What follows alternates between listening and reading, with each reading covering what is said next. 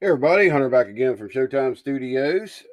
We went ahead and sprayed the areas on the body that had a little bit of bleeding issue when we sprayed it straight out of the can. I went back in with the airbrush and did those. All I did was decant the Tamiya TS7 Racing White into the airbrush. Went back and kind of fogged it in on some of those spots and blended those in real nice. Everything looks good now as far as having a good even color on it. So we're going to go back in and we're going to spray just a very light coat of the TS7 out of the can just to finish everything off, even everything out real good. And this part should be done. And then we'll move on to, I'll probably wet sand this or uh, sand this out with 3000 grit, the sanding sponge that I use from 3M. And then we'll get this ready to go into a clear coat. And then this part will be done.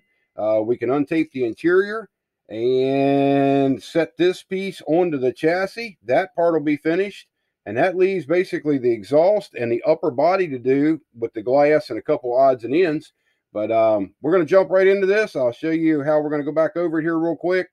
Nothing real different than what we did before. Just going to mist a light coat across everything to blend everything in. And that'll be it. So here we go.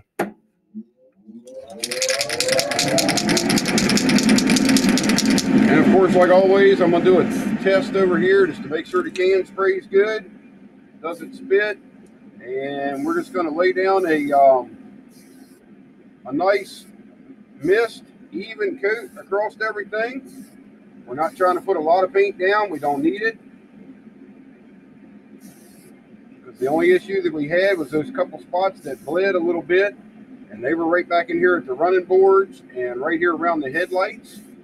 So once we get that with the airbrush, it solved that problem. And we are good to go now. So that is all that we're going to do to it. That thing is ready. Cut this noisy booth off here. And like I say, our next stage, we'll go in and we'll sand this a little bit. We'll get it prepped and ready to go for the clear coat. And I do that because I know I got a little bit of dust in it. Not a lot. There's a couple little specks here and there. I want to sand them out before I put the clear coat on. And then once we get the clear coat down, if anything gets in that, we're going to wet sand it and buff it anyway. So we'll probably do some of that procedure on camera to show you how I go about doing that. So that's all for this episode. I want to thank everybody for watching, and we'll talk to you later. Bye-bye.